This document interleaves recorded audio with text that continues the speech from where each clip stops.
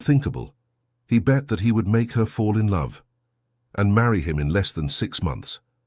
But what was supposed to be an ego game turned into the biggest dilemma of his life, because she wasn't like the others, and for the first time he didn't want to win. He wanted to deserve it. But when the truth comes to light, their world collapses, and the love that seemed so strong now depends on one single answer. Could you forgive someone who started by loving you for the wrong reasons? If this story touched your heart, subscribe to the channel, turn on notifications, and tell us in the comments, where are you listening to this story from? Your like helps this channel grow and keeps bringing more emotional stories like this. Share it with someone special. There are rejections that bruise the ego, and then there are rejections that dismantle a man. Ethan Crawford was used to admiration that felt automatic. He didn't earn it anymore. It just happened. Women admired him, investors trusted him, and journalists quoted him. His name alone opened doors. But all of that was built upon a predictable rhythm of influence and control. Nothing and no one surprised him. Until her. It happened on a Wednesday, a rainy afternoon, the city a blur outside the tinted windows of the high-rise conference room. Ethan had invited her personally, Emily Turner, the new interior designer hired for a corporate renovation project at Crawford Communications. He'd reviewed her portfolio the night before and found himself captivated, not just by the elegant balance in her work, but by the sense of stillness her designs evoked. Quiet strength, like her. He had expected her to be impressed, flattered, even. Most people were when invited to a private executive meeting, but Emily walked in with a calm that threw off his usual rhythm. Her blouse was simple, her hair tied in a loose knot, and her handshake, firm, confident, unflinching. Over coffee they talked about architecture, space, silence. Ethan leaned in, testing the waters, offering her dinner. To continue this fascinating conversation. He was subtle, polite, but intentional, and she smiled, a soft, almost apologetic smile. "Thank you for the offer, Mr. Crawford," she said, her voice warm but steady. "But I prefer to keep things professional. That was no awkwardness, no blushing, no playing coy." She just moved on with the meeting as if he hadn't just offered what countless others had dreamed of. He sat there, slightly frozen, watching her turn her attention back to the documents. His fingers tapped the table, but his mind had stopped. That no didn't sting, it haunted. That night at the exclusive cigar lounge in Midtown, he vented without saying much. Jake Myers, his best friend since college and longtime business partner, leaned back in a leather chair with an amused grin. "She turned you down?" Jake asked, swirling his bourbon. "Seriously?" Ethan shrugged, trying not to seem affected. "She's different." Jake laughed. "Man, you've had actresses, CEOs, socialites, and the one who doesn't swoon has you acting like a high schooler with a crush?" Ethan didn't smile. He stared into his glass, the amber liquid catching the low light. "It's not that she said no, it's how she said it, like she genuinely didn't care." Jake raised a brow. "Ouch." There was a long pause. A storm was gathering in Ethan's chest, an unfamiliar blend of fascination and bruised pride. He didn't like to lose, especially not to someone who didn't even know she was playing a game. That's when it happened. 6 months, he said. Jake tilted his head. "Come again?" "I'll marry her in 6 months," Ethan repeated, his tone crisp. "You think she's the one woman in Manhattan who can't be won? Watch me." Jake nearly choked on his drink. "Wait, are you serious?" Ethan nodded. "I'm dead serious. She'll fall for me hard. I'll make her mine." "And then what?" Jake challenged, raising a brow. "You'll just drop her." "No," Ethan said after a pause. "Then I'll decide." Jake narrowed his eyes. "This is about your ego, not your heart." "Maybe, but don't act like you're not curious to see if I can pull it off." Jake didn't answer. The silence between them was louder than the jazz playing in the background. What began as a wounded pride now pulsed with adrenaline. Ethan had conquered markets, defeated boardroom rivals, outsmarted politicians and media moguls. But this was personal.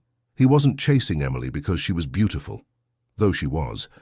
He wasn't intrigued because she said no, though That played a part. He was drawn because she stood still in a world where everyone chased him. She didn't lean in. She didn't flatter. She didn't perform. She simply was. And Ethan, who had everything, realized he didn't know how to respond to someone who wanted nothing from him.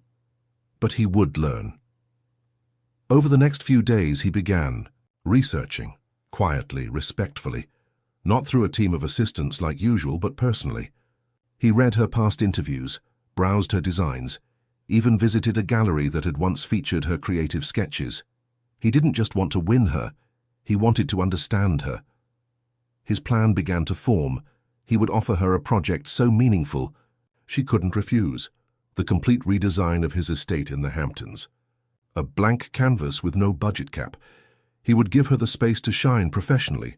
No strings, no flirtation, just trust, collaboration, time, because time was where feelings grew. And once she stepped into his world, he would let her change it, reshape it, redecorate it, until she didn't realize she belonged in it, until her presence became permanent, until she saw him not as a client, not as a man chasing her, but as someone she couldn't imagine not loving. He opened his laptop and drafted a message. "Emily, I have a personal project that requires someone with your vision. It's a private estate, and I believe your style would be a perfect match. I understand your boundary about professionalism, and I respect it. If you're open, I'd like to meet again to discuss it further. No expectations, just potential. Ethan Crawford." He hovered his finger over the send button. Something inside him hesitated. This wasn't just a game anymore, was it? He hit send as. The message disappeared from his screen. The skyline glowed outside, thousands of lights blinking across the city like silent witnesses. In that moment, he couldn't shake a single, haunting thought. What if this woman isn't just your next conquest, but your undoing? Emily Turner had no idea she had just become a bet, nor did she care to imagine that behind Ethan Crawford's polished charm and eloquent emails, there was a man trying to prove a point, to himself, to his best friend, to the ghosts of rejection, that now lingered in his mind longer than he'd ever admit. What she did know was that her phone buzzed with a message offering an opportunity no interior designer in Manhattan would dare to decline: the full renovation of a sprawling estate in the Hamptons, owned by none other than one of the city's most powerful and elusive billionaires. She read the message twice. It was thoughtful, respectful, professional, and that intrigued her, because Emily was used to being underestimated. She was young, yes, but not new. Her style was quiet, clean, centered around emotional storytelling through space. She believed a room should make you feel something before you even processed what it looked like. Most clients didn't understand that. They wanted flash, prestige, rooms that screamed wealth. But Ethan's message hinted at something else. He wanted vision. Still, she hesitated. She had drawn a line the first time they met, and she had no interest in blurring it. But if he truly meant to keep things professional, and he had made that point very clear, then maybe this was an opportunity to grow, to challenge herself, to step into a world she'd never touched before. And so she said yes. The first time. She saw the estate. It didn't take her breath away, but the possibilities did. Nestled near the cliffs, the Crawford residence was a blend of modern coldness and outdated opulence. Glass walls and stone structures, sharp lines with no soul, a house that looked like it belonged in a magazine, but felt like no one truly lived in it. "This house reflects me," Ethan said, walking beside her, hands in his pockets, voice neutral. Emily glanced at him, then back at the silence of the hallway. "It reflects what you want people to see," she said. "Not who you are." Ethan turned to her, startled by the clarity in her words. "And what do you think I want people to see?" She paused, fingers lightly trailing the edge of a glass console table. "That you're invincible." The silence that followed was not awkward. It was charged. Ethan didn't respond. Instead, he watched her walk into the next room, clipboard in hand, already making notes, already seeing beyond the walls. From that day forward, their meetings became frequent. Always professional, always respectful. But underneath the conversations about textures, light, balance, and flow, there was something else building, something unspoken. Ethan found himself waiting for her emails with a restlessness he didn't recognize. When she entered a room, the space shifted, not because she demanded it, but because she carried stillness with her, like a lake untouched by wind. Emily challenged him without meaning to. When she disagreed, she didn't argue. She explained calmly and convincingly. When she presented her ideas, she didn't sell them. She shared them. She didn't try to impress, and because of that she did. One afternoon, while discussing the redesign of the library, she walked barefoot across the wood floor to feel the texture. Ethan watched her, captivated by the simple honesty of the gesture. "You know," he said, "most people would never do that." "Most people aren't designing a space to be lived in," she replied, looking up with a smile. Moments like that made him forget this had started as a game. She didn't fall for his charm. She didn't ask about his wealth. She never once mentioned tabloids or Forbes lists. She spoke to him like he was a man with good taste in furniture and bad taste in lighting. And Ethan loved it. But Emily had her boundaries. Every time the air between them thickened with something unsaid, she pulled back gently but firmly. A joke left hanging, a look not returned, a compliment turned neutral with a raised brow. Still, she smiled often, laughed sometimes, and slowly Ethan realized she trusted him, not with her heart, but with her work, her ideas, her time, and somehow that felt more intimate than anything physical could have been. He found himself researching color psychology, reading about feng shui at night, learning about minimalist Scandinavian design, just so he could meet her where she was, so he could talk to her in her language, so he could understand the world through her eyes. Jake noticed the shift. "You're acting different," he said over drinks one night. "Less into performative." Ethan rolled his eyes. "Is that your way of saying I'm boring now?" "No," Jake said. "It's my way of saying you're falling. And fast." Ethan didn't deny it, because he was, but he wasn't sure what scared him more. How deeply he was beginning to care, or the fact that he still hadn't told her the truth because the bet, the stupid, reckless bet, still existed in the shadows. It hadn't touched their interactions, but it existed, and every time he looked into her eyes he hated himself a little more for it. Yet he couldn't walk away. Not now. Not when he had started to imagine what mornings with her would feel like. What kind of laughter would echo in that once cold house? What it would mean to not win her but deserve her. Emily, on the other hand, wasn't unaware. She saw things most people missed. She noticed how Ethan listened more than he spoke, how he made space for her ideas, how he lingered near her sketches longer than necessary, how he showed up early to meetings, coffee in hand, as if learning her preferences was a privilege. She wasn't naive. She knew something was shifting, but she also knew better than to trust too quickly. People always revealed themselves, given time. So she gave him time, and herself, space. What neither of them knew was that every carefully chosen word, every silent glance, every accidental touch, was slowly dismantling the walls they had spent years building. They were no longer two professionals on a project. They were becoming something that was fragile and beautiful and dangerously real. But as with all things built in silence, one truth, just one, could shatter everything. The estate in the Hamptons had always been a symbol. To everyone else it represented luxury, acres of pristine land, a private beach, floor-to-ceiling windows that kissed the horizon. But to Ethan Crawford, it was something else entirely. Oh, fortress of solitude, a quiet shrine where emotions were locked behind glass and silence echoed louder than memories. He had bought it after his father's funeral, not because he needed another home, but because he needed distance, distance from the city, from questions, from his own reflection. The house, much like Ethan himself, had become an architectural masterpiece, beautiful, expensive, and emotionally vacant. Until Emily Turner stepped inside.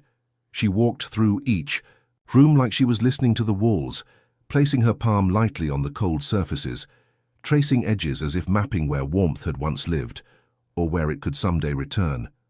Ethan watched her from a distance, not as a man observing a designer, at work, But as a man witnessing something sacred unfold, Emily wasn't just redesigning a house. She was reviving something buried beneath years of curated perfection, and that terrified him more than he'd expected. "This kitchen," she said one morning, gesturing with her pencil toward the eastern. "Waldkew has the best morning light, but the layout fights against it. We need to let the sun in, not push it away." Ethan nodded, but his eyes weren't on the wall, they were on her. She wasn't performing for him, she wasn't selling. She was dreaming aloud, for herself, for the space. And yet, every word she spoke made him feel like he was slowly becoming a part of that dream. They spent hours together, sometimes entire afternoons, choosing tiles, arguing over natural wood versus stained, laughing over the absurd price of imported fixtures, and in between those practical moments, something less tangible began to grow. She told him about her mother, how she had raised her alone, how their home was always a patchwork of second-hand furniture, but somehow full of life and light. He told her vaguely about growing up in a house, with marble floors and too many rooms, where conversations echoed down hallways but never made it to the heart. She listened, and that, more than anything, unraveled him. Emily had a way of listening that made silence feel safe. She didn't rush to fill gaps. She let them breathe, as if trusting that something deeper would eventually rise to the surface, and it did. One evening, the rain drummed softly on the tall windows as they reviewed fabric swatches in the great room. Emily sat cross-legged on the floor, sleeves rolled up, her notebook open, strands of hair escaping her bun. Ethan sat on the sofa, watching her hands as she flipped through pages of sketches. "This one," she said, holding up a design. "It's based on the way light falls here in the afternoons. See how it pulls you inward toward the hearth? That's what I want people to feel, like the house is gently holding them." Ethan's chest tightened, not because of the design, but because in that moment he realized he didn't want this project to end. He wanted to keep finding excuses to see her, to hear her voice narrate ideas, to watch her eyebrows furrow when something didn't align, to feel the strange peace her presence brought into his life. The project had begun as a calculated move, a strategy, a bet. But now the renovation had become a reflection of something else, something he couldn't name. And Emily? Emily was no longer a challenge. She was a mirror, one that showed him everything he was and everything he wasn't. One night, after she left, Ethan wandered through the rooms they had spent weeks redesigning together. He touched the edges of new furniture, let his fingers trail the grooves of freshly installed wood panels, and paused in front of a window where sheer curtains danced in the breeze. The house no longer felt like a shell, it felt like a possibility. Because Emily had made it so. He sat down at the piano, an instrument he hadn't touched in years. His mother had once begged him to play again after his father died, but grief silenced the keys. Until now, he let his hands rest on the ivory, unmoving. But in his chest something stirred. He thought about calling her. No reason, just to hear her voice. But he didn't, because he didn't trust himself not to say something he couldn't take back. The next morning, Emily arrived early, coffee in one hand, rolled-up blueprints in the other. She smiled when she saw him on the porch, already waiting. "I brought the final layout for the library," she said, holding up the tube. "And your favorite, black coffee, no sugar." He accepted both with a grateful nod, their fingers brushed. It was nothing and yet everything. The days turned into weeks, and the house began to change. So did they, subtly, quietly, like spring after a long winter. No declaration, just growth. And though Emily kept her boundaries firm, Ethan noticed the way she lingered a little longer before leaving. The way her laughter had softened. The way she no longer flinched when their arms brushed as they leaned over floor plans. She was letting him in, but only a little, because something in her, something deep, still held back. Like a door left slightly ajar but never fully open. Ethan respected that, but it also made him ache, because every day he felt closer to becoming the kind of man she could love. But he wasn't that man yet, not while the truth remained buried, not while the bet still lingered like a shadow behind every gesture. and yet he couldn't bring himself to confess. Not when things felt so pure, not when, for the first time in years, a house and a heart were beginning to feel like home again. The house was nearly unrecognizable now. Where once coldness echoed through vast, impersonal halls, light now stretched softly across warm wood floors. Rooms once built to impress were now designed to embrace. The space had become a living reflection of both Emily's vision and Ethan's quiet desire to feel something again. And still, Emily had no idea just how much of herself she was giving away, nor how much he had grown to depend on it. She arrived early one morning with a bundle of sketches under her arm and a timid glimmer in her eyes. "I worked on something last night," she said as they settled into the new sunroom, their usual spot for reviewing updates. "It's a little outside the brief, but I thought you might want to see it." She unrolled the papers carefully. They weren't technical blueprints this time. They were softer, more human. Pencil renderings of personalized features, cozy window seats lined with shelves of well-worn books, a reading nook by the fireplace. With a view of the sea, a soft grey wall with a quote in delicate script, "Home is where you are truly seen." Ethan stared at them, quiet. Emily shifted, unsure.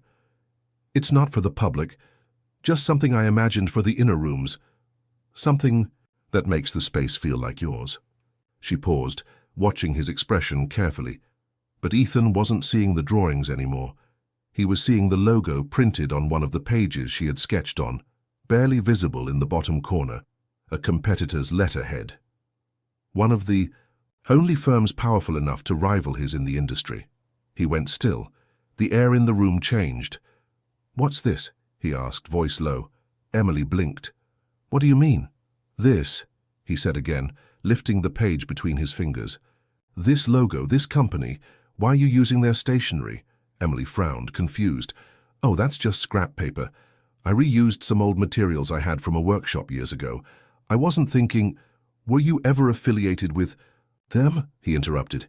"Yes, briefly, on a freelance contract, but I never—" "Are you working with them now?" "No," she said firmly. "Of course not. Ethan, what's going on?" But he had already stood up, the sketches falling from his hands onto the floor. "You came in here with a folder full of ideas based on my property, using material marked with their branding," he said, his voice rising, not in volume but in sharpness. "Do you realize how that looks?" Emily stared at him, hurt blooming across her face like a slap. "Is this really happening?" she asked softly. "I trusted you," he said, backing away slightly. "I let you into every inch of this place. And now I find traces of one of my top competitors mixed into personal concept work. You tell me how I'm supposed to interpret that." She took a slow breath. "You interpret it by trusting who I am." But Ethan's defenses were already back in place. The wounded boy who had been betrayed in boardrooms and blindsided by press leaks had returned. His mind raced with images, his home's layout, aesthetic and security details, potentially floating in meetings that had nothing to do with design. "I think we need to pause," he said coldly. Emily stood still, her fingers tightening on the edges of her portfolio. Her voice, when it came, was calm but trembling. "This isn't about a logo, Ethan. This is about fear. You're scared, not of me, of what it means to actually let someone in." Silence. Her words hung in the air, heavier than anger. He didn't respond, didn't deny it, didn't ask her to stay, and so she left. Not in rage, not in heartbreak, but in quiet devastation. The kind that settles in your chest when someone you were beginning to trust, really trust, decides you're not worth the benefit of the doubt. That night, the house was quiet again. Ethan wandered through it alone, the echoes of her laughter, her footsteps, her voice, all fading like memories that didn't get the chance to become real. He stood in the sunroom and stared at the fallen sketches still on the floor. One in particular caught his eye. It was a drawing of a side hallway, one he had once told her reminded him of childhood summers at his grandparents' house. She had recreated it, softened it, brought it to life in a way no blueprint ever could. And suddenly he remembered something she had said early on. "I design spaces that heal." But they can't heal people who won't stop bleeding inside. He sank into the chair she had occupied that morning, gripping the armrest tightly. She was innocent. He could feel it now. This wasn't sabotage. It was thoughtfulness, misinterpreted. Through the lens of a man too used to betrayal, he had made a mistake, a big one. And it wasn't just a professional misstep, it was personal, because losing her, her insight, her warmth, her presence, felt heavier than any business deal he had ever blown. It felt like turning off the only light that had been guiding him through the fog of his own life. Still, he didn't call. Not that night, not the next morning either, because something else held him back now. Guilt. Guilt for doubting her, and guilt for everything she still didn't know. Because even if he apologized, how could he ever explain that the entire project, everything they had shared, had started as a game? Days passed, but the silence between them stretched like a chasm neither had the courage to cross. Ethan returned to the Hamptons estate, but it didn't feel the same. The morning light that once danced through the windows now landed on empty chairs and untouched blueprints.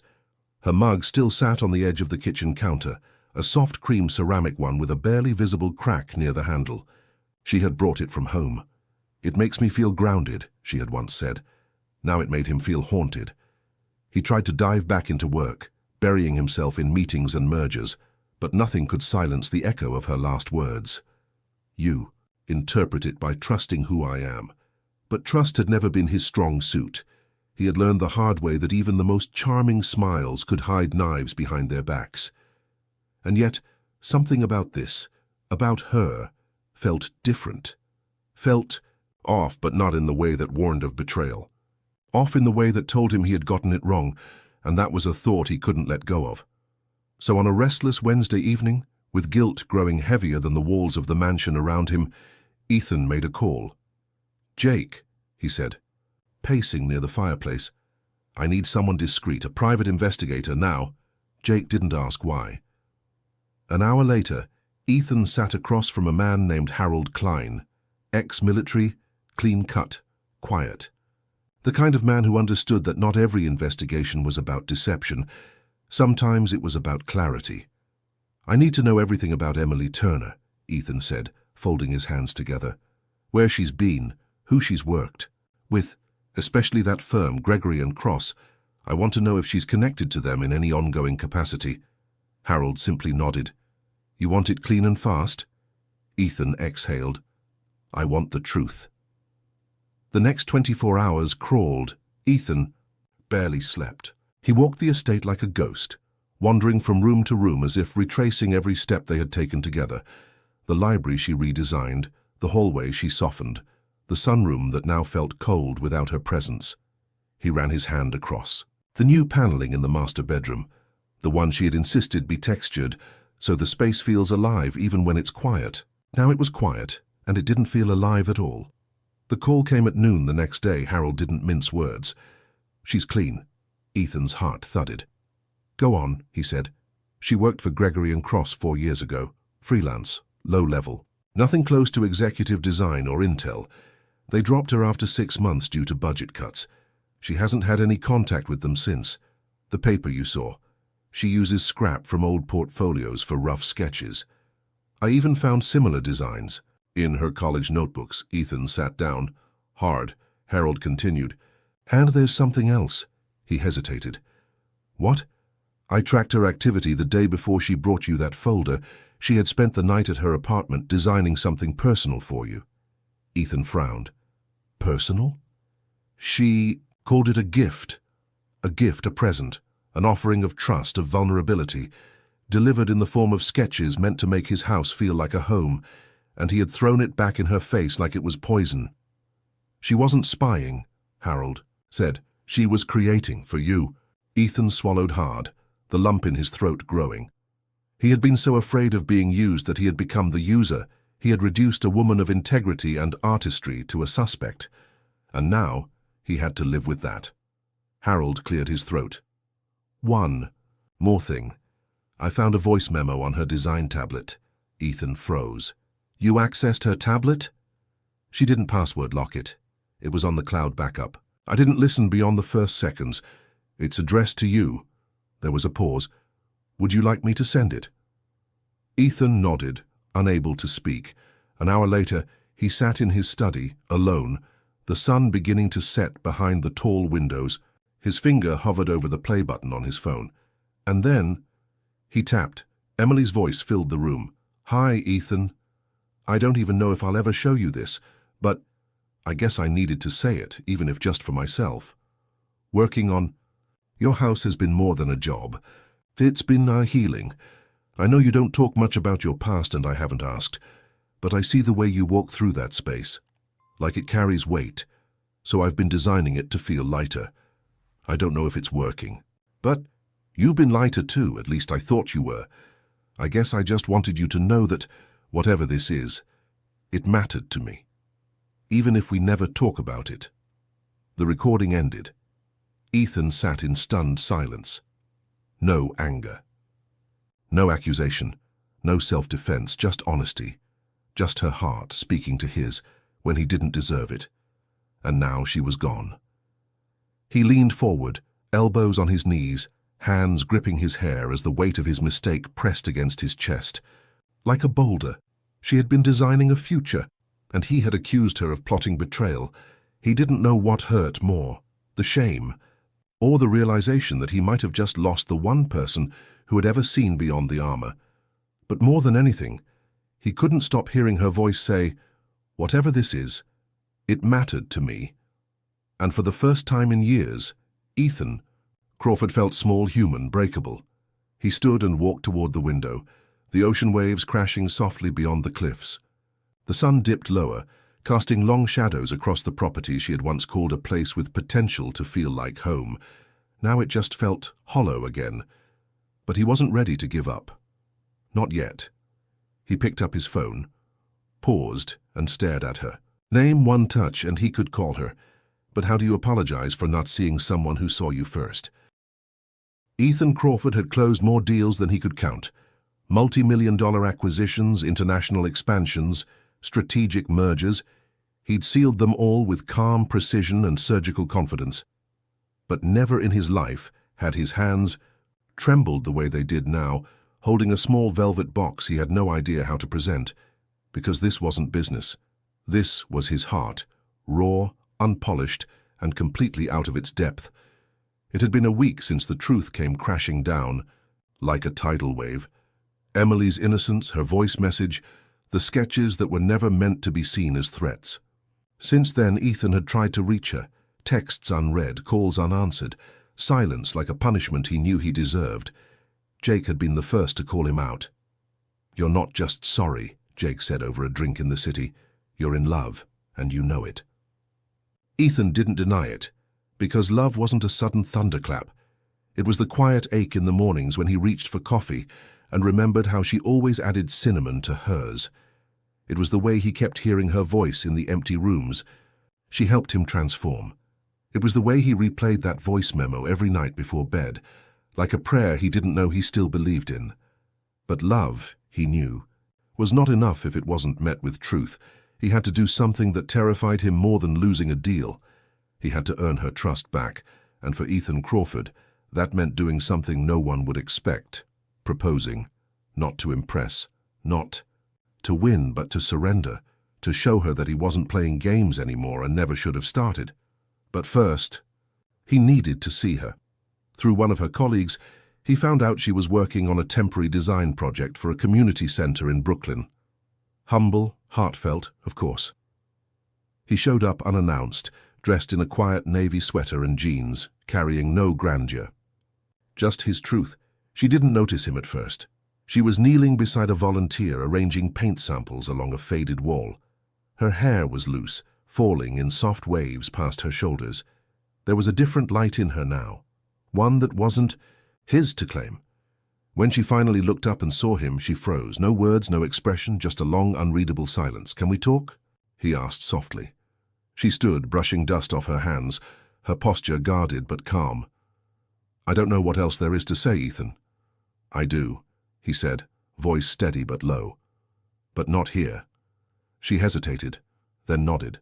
They walked to a nearby park bench, surrounded by the soft rustle of trees and the distant hum of city life. Ethan sat beside her, the velvet box still in his coat pocket, burning. "I was wrong," he began. She said nothing. I was scared, he continued, of being seen, of being known. And you saw through everything. That terrified me.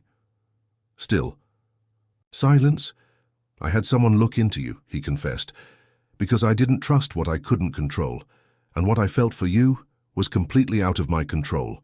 She turned to him, finally, her eyes fierce and calm all at once. Do you even understand what that did to me? Yes, he said, his voice breaking. I do now, and I hate myself for it. He reached into his pocket and pulled out the small box, resting it on his palm but not opening it. I'm not asking you to say yes. I'm not asking you to trust me right now. I'm just asking to start again, to rebuild. From the truth. He opened the box. Inside was a ring that wasn't flashy, wasn't cold. It was delicate, with a pale sapphire at the center, surrounded by soft gold vines. It reminded me of you, he said. Simple, beautiful, and rare. Emily didn't reach for it, didn't cry, didn't run. She just looked at him, really looked, and for a moment he felt like a man standing on a ledge, waiting to know whether the ground below would catch him or let him fall. You hurt me, she whispered. I know. You lied. I did. And now you think a ring will fix it? He shook his head. No, I think time might. But I wanted you to know, this wasn't about the bet anymore. It hasn't been for a long time. She stared at the ring for a long moment, then back at him, and finally said, Let me think. He nodded. There was no kiss, no dramatic embrace, no sweeping music in the background, just a woman reclaiming her voice, and a man learning for the first time in his life that love is not earned through charm or grand gestures, but through truth, time, and the willingness to wait. Bora Bora seemed to have been designed by divine hands. The crystal-clear waters danced under the sun, as if each wave knew the weight of the moment. The palm trees swayed with a gentle breeze, rocking the sky with a lightness only magical places can carry.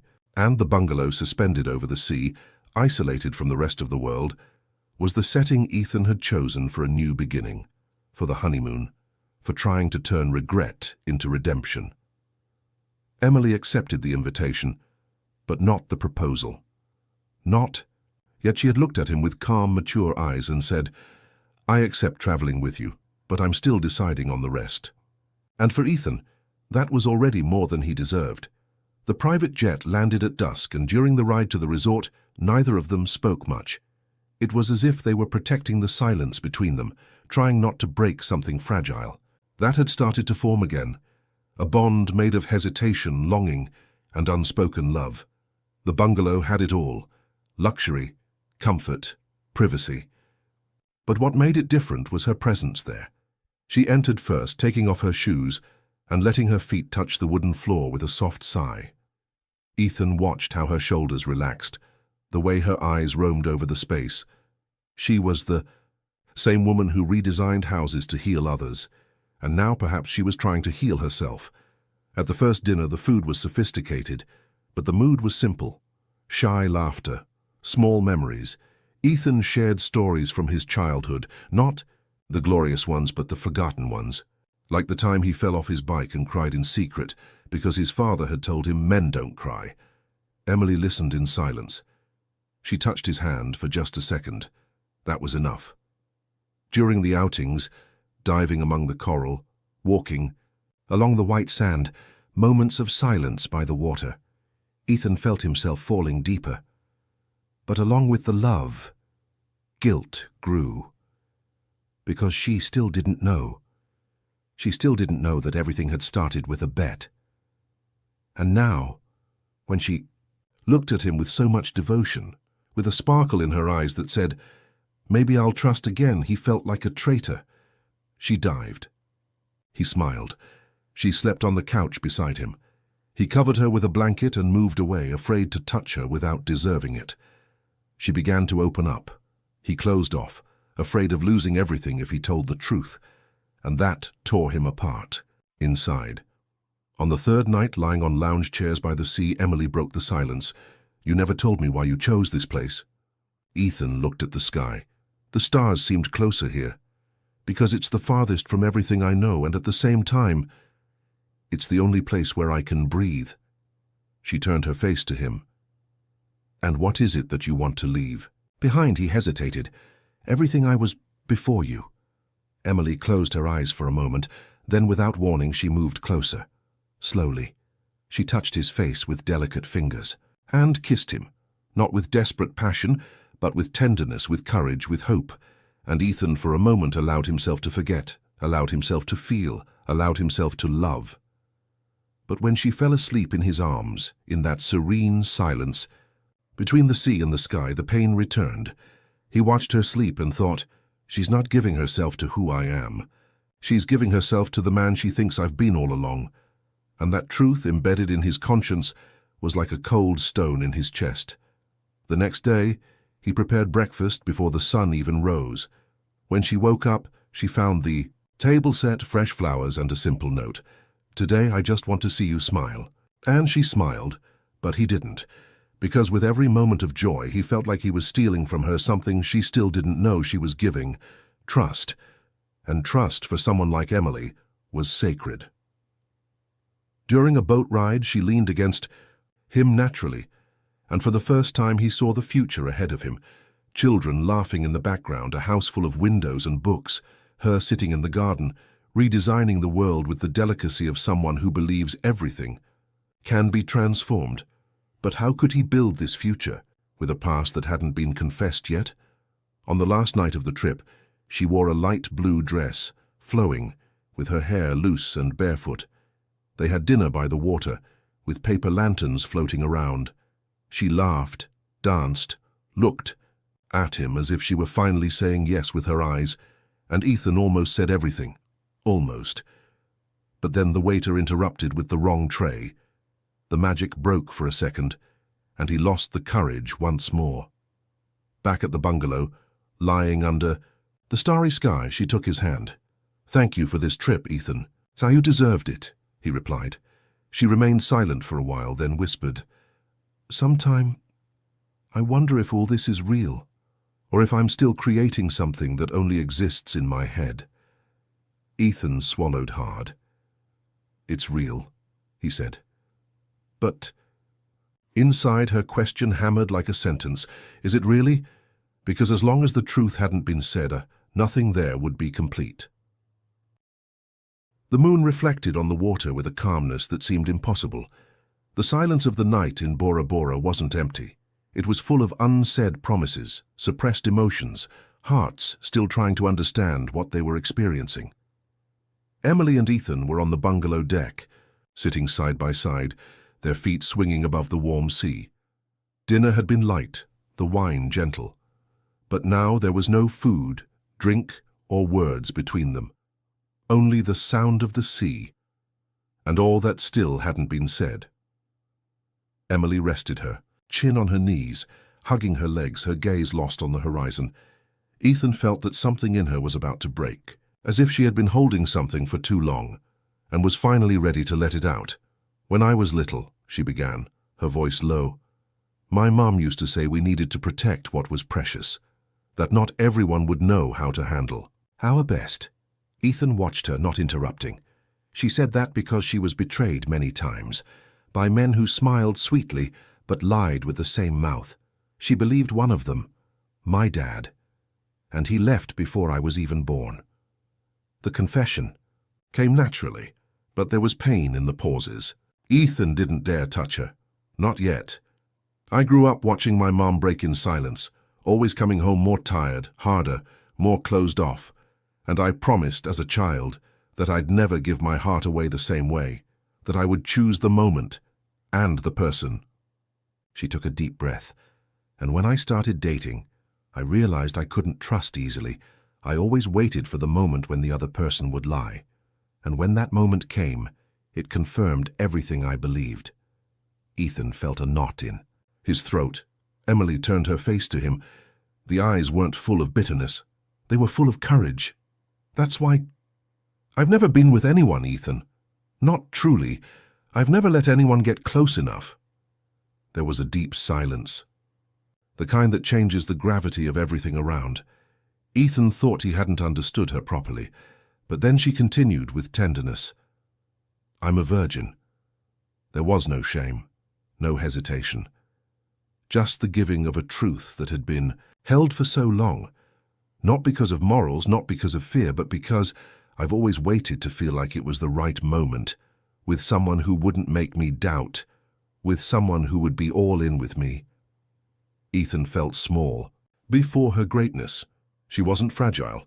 She was strong in a way the world didn't recognize. She had preserved something no one else saw as sacred, not out of naive purity, but by conscious choice. Emily, he started, but his voice faltered. She reached out and touched his face. It was a gesture full of sweetness, maturity, and trust. I'm not telling you this expecting anything from you, she said. I just thought that if we're going to continue, you need to know who's standing beside you. Ethan held her hand firmly, not as a gesture of possession, but of reverence.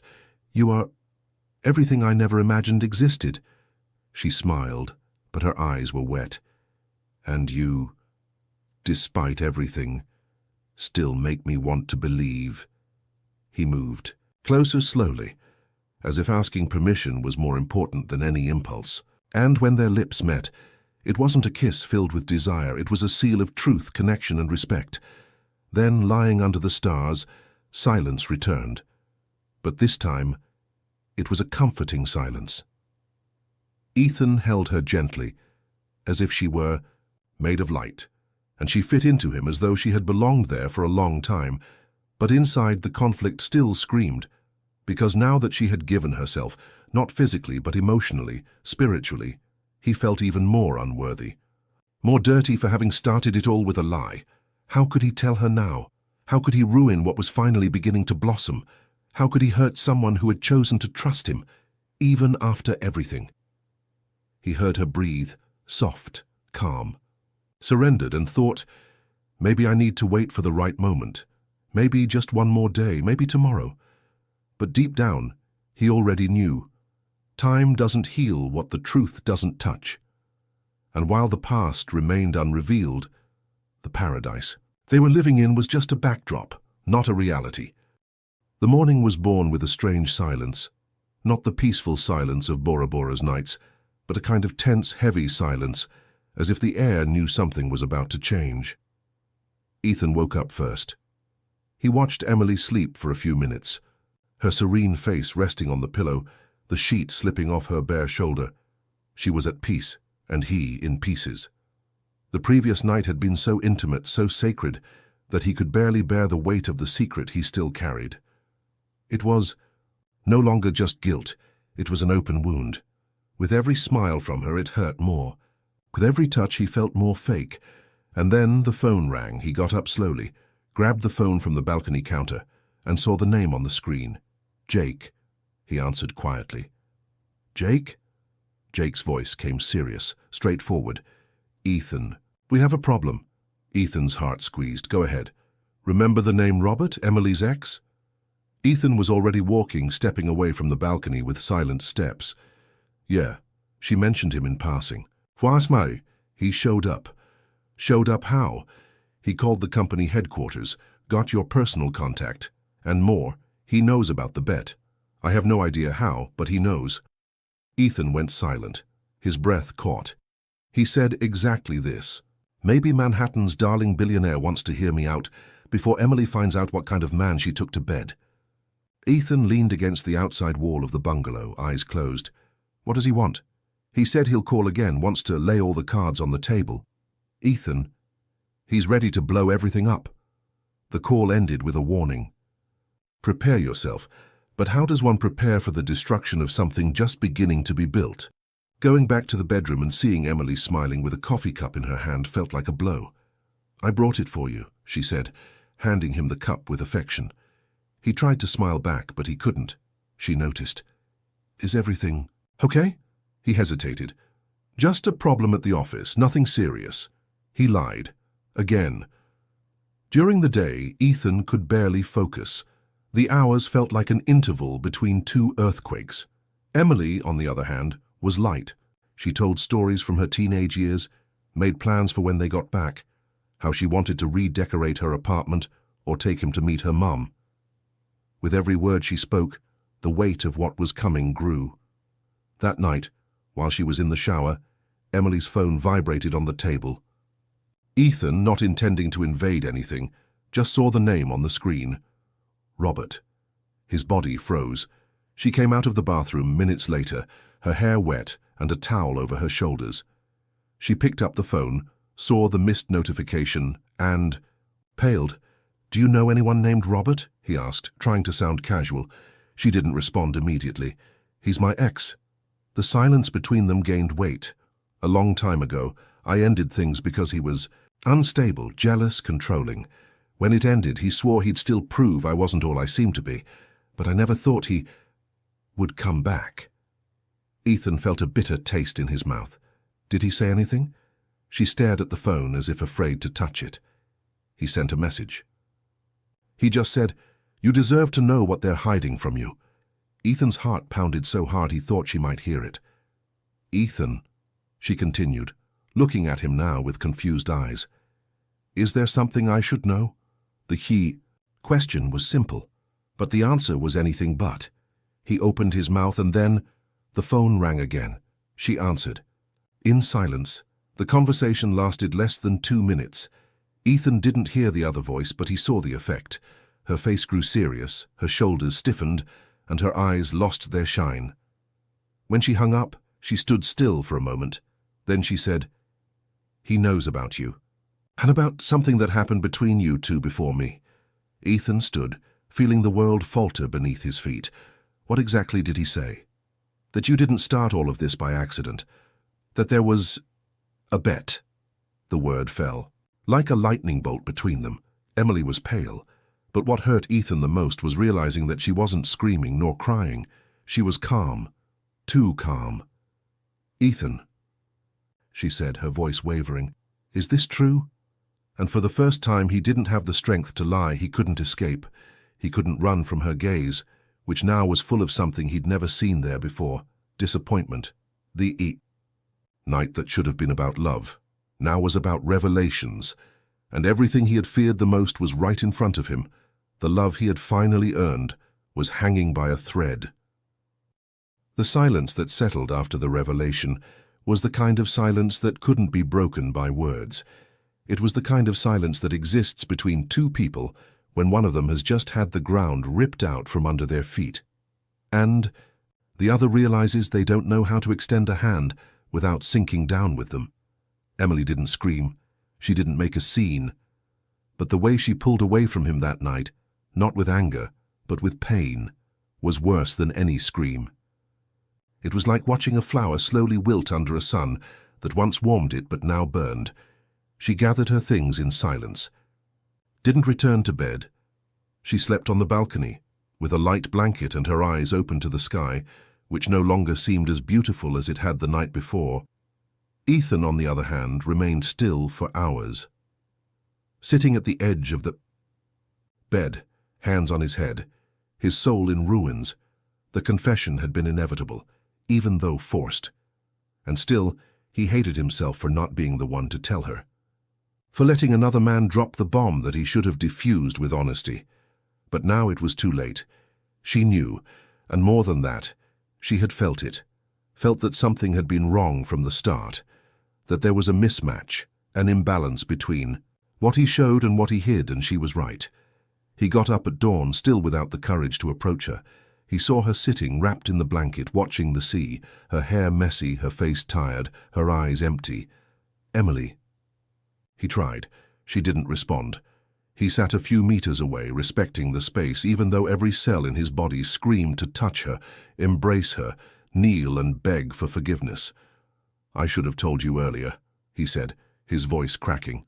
"But every time I tried, you smiled at me and I shrank away." She looked at him finally.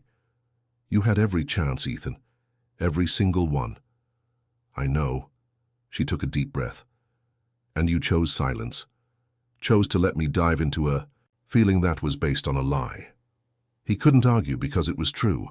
The pain in her eyes was the exact reflection of the guilt in his chest. And no explanation, even the most well-intentioned, would change that. For the rest of the morning, There was no more conversation. They returned to the bedroom, packed their things. The flight to New York was silent. Even sitting side by side on the private jet, it was as if two different worlds shared that space. Ethan didn't know how to fix what had been broken. She didn't know if there was anything left to save. In the days that followed, the weight of guilt became unbearable. He sent messages. She saw them, but didn't reply. He showed up at her apartment once, and she asked him to leave. Politely but firmly, and that destroyed him the most. She didn't hate him, she was disappointed, and that was the worst form of rejection, because it meant that somewhere along the way he had been someone worthy. And then he stopped being Jake. Tried to convince him to give it time. If she loves you, she'll think, she'll digest, she'll forgive. But Ethan didn't know if he deserved that forgiveness. He started visiting the Hamptons' house alone on weekends. He stood before every room she had redesigned. He sat on the floor of the living room she had called the heart of the house. He ran his fingers along the curtains she had chosen to bring softness to the excess glass. And every detail screamed, "You hurt her in a place she opened only for you." He stopped attending meetings with energy, cancelled trips, reduced his presence. At company events, the man who once dominated rooms with his gaze now avoided mirrors, because he couldn't bear his own reflection. He began writing letters he never sent, entire dialogues he imagined but never said aloud. "You made me want to be a better man, and I was still the one playing games. I didn't fall in love because you said yes. I fell in love because you said no. Everything changed the moment I realized the bet had turned into a prayer." But none of these words came out, because none of them seemed enough. And as time passed, the guilt didn't fade. On the contrary, it dug deeper. It began to erode his identity. The Ethan who was respected, confident, secure, had disappeared. All that remained now was a man longing for something he might never have again. And yet he didn't give up, even if she wouldn't answer him, even if time seemed to be working against him. Because the truth was, for the first time in his life, he wanted to do something that had nothing to do with winning. He just wanted to repair, even if it was late, even if she was no longer waiting. The days in New York had returned to normal, except for Ethan Crawford. The city continued to pulse with its noise and rhythms, but inside him, everything felt suspended, as if time were waiting for a resolution that he still couldn't bring himself to make. Emily had pulled away completely. She hadn't responded to the letters, hadn't answered the phone calls. She avoided the places where he used to show up. But Ethan didn't give up. He didn't want to win her back. He wanted to fix things and, above all, he needed to be heard. One night, after weeks of silence, he finally got a response. A short, direct, almost cold message. "We can talk." 1 hour, nothing more. The meeting was set in a discreet restaurant in the West Village.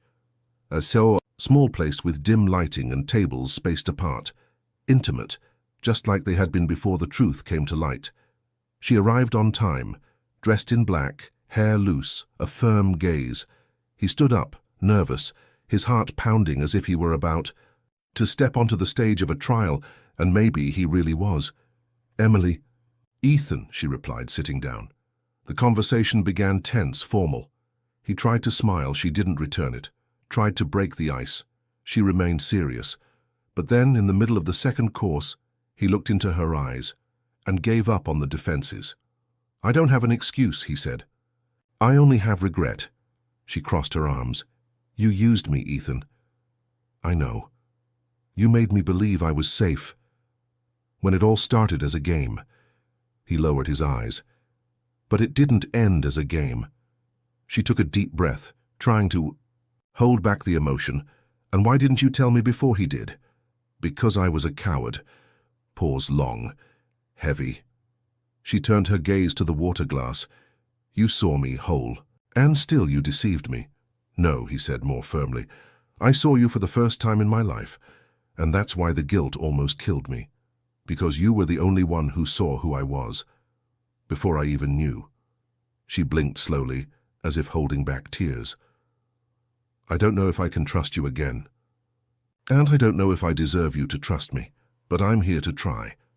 Then he took an envelope out of his pocket, placed it on the table without pushing it forward, without forcing. "It's the deed to the house in the Hamptons. It's in your name now. I know it doesn't erase what I did, but everything done there was for you. The house only makes sense if your name is on it." She looked at the envelope. "Didn't touch it. Do you think you can buy me? No. I just want you to know that I won't go back to being who I was. Not out of pride, not out of pain. Not for you, but for me." She stayed silent. And, for a moment, Ethan felt something open up. A space. A crack. She didn't smile, but she didn't stand up to leave either. It was a beginning, and then his phone rang. Ethan ignored it, but it rang again. And again. He answered, apologizing with his eyes. "Jake?" On the other side, his friend's voice was alert. "Ethan, I need to see you now. I'm in the middle of something. It's about Robert, and it's serious." Ethan looked at Emily, who was now watching him with suspicion. "Jake, get to the point. He showed up at the company today, with copies of your messages, screenshots, everything. He said he's going to the press." Ethan's stomach twisted. "How did he get that?" "I don't know, but he's about to blow the bomb. We need to act fast." Ethan hung up, his face pale. Emily furrowed her brow. "What's going on?" He hesitated. The moment. The conversation. The space she had opened, now threatened, and for the second time something stopped him from saying everything. "I need to fix something. Now." She looked at him, disappointed. "Sure." She stood up, grabbed her purse, left the envelope on the table, and left. Ethan remained there, standing, with guilt doubling the weight of his body. Another chance wasted. Another failed attempt to tell the truth, at the wrong time. And now, it wasn't just her who could walk. Away! The whole world was about to know about the bet, and when everyone found out, what would remain that was real? The city never sleeps, but Ethan Crawford no longer knew whether it was New York pulsating non-stop or his own heart, racing, tense, on the brink of collapse. Since Jake had warned him, the news hung over him like a storm about to break. Robert had gathered evidence, old messages, bar conversations captured by security cameras, fragments of a past Ethan never thought anyone would take seriously. Until now, and worse, he knew it wasn't just his reputation at risk, it was Emily, because if she heard everything from Robert's mouth, or worse, if she saw it splashed across a website article, magazine headline, or viral video, every small bridge of trust they were trying to rebuild would be blown apart once and for all. Jake had done what he could, bought some time, waved around lawyers, but Ethan knew you couldn't contain the truth with deals. The truth was already running free, and it no longer had a leash. Emily felt it. Even without knowing exactly what was happening, her body had already gone back to a state of alert, as if something whispered to her that there were still loose pieces, unfinished stories, risks lurking. The dinner with Ethan had been confusing. Part of her wanted to believe in the man who had given her the house, as a gesture of genuine regret. But another part, one shaped by old traumas, said, he's still hiding something. And then the phone rang. She answered on the third ring, not recognizing the number.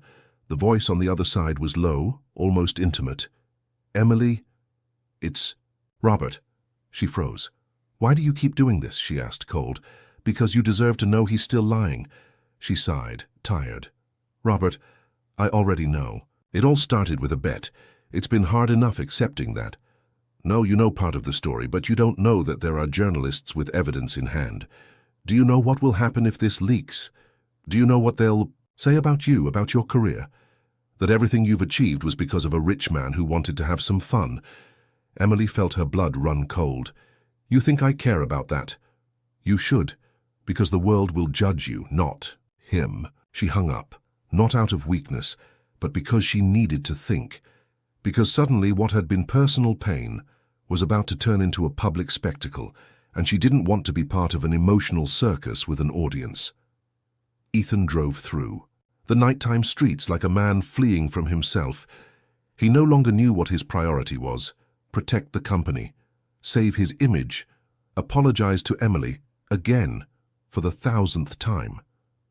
When he reached her building, the doorman hesitated but let him up.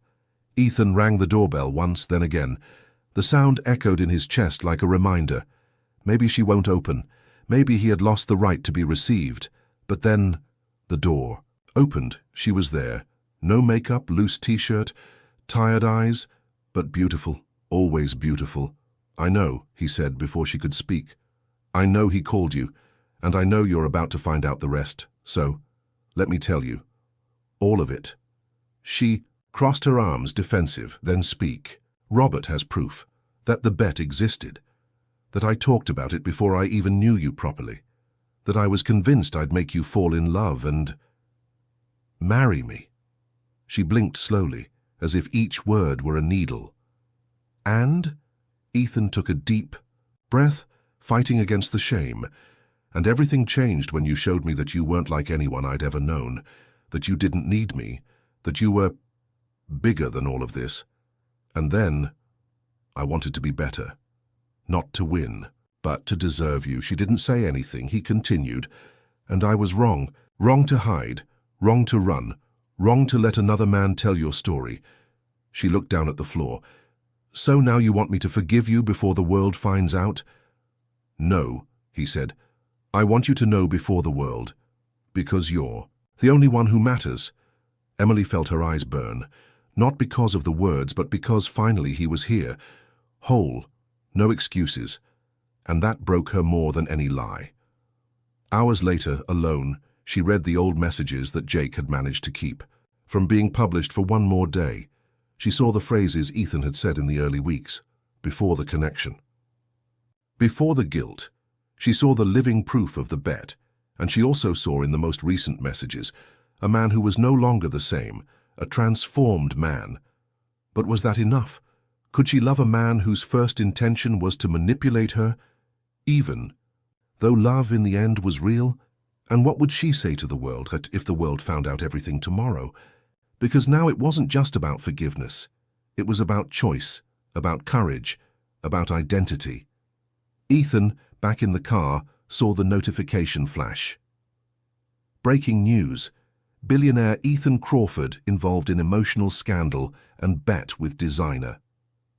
Time had run out, and now all that was left was to face the consequences, with or without her. Some truths come too late, and when they do, they no longer have the power to stop the pain, only to try to rebuild. With the broken pieces, what's left, Ethan bet. He lied. He hid. But he loved. For real. With everything he was. With everything. He learned to be next to a woman who didn't ask for promises, just presence, just respect, just honesty. Emily loved too, but loving doesn't mean accepting anything. Loving sometimes means choosing to walk away when all you wanted was to stay, because love only matters when it's free, when it's pure, when it's a choice, not the consequence of a hidden plan. And now, with the truth exposed, with the eyes of the world watching, there's only one question left. Could you forgive someone who truly loved you, even though it all started as a lie? Or better yet, could you love someone then after knowing they were just a challenge to him? Think about it. If this story touched your heart, subscribe to the channel, turn on notifications, and tell us in the comments, where are you listening to this story from? Your like helps this channel grow and keeps bringing more emotional stories like this. Share it with someone special.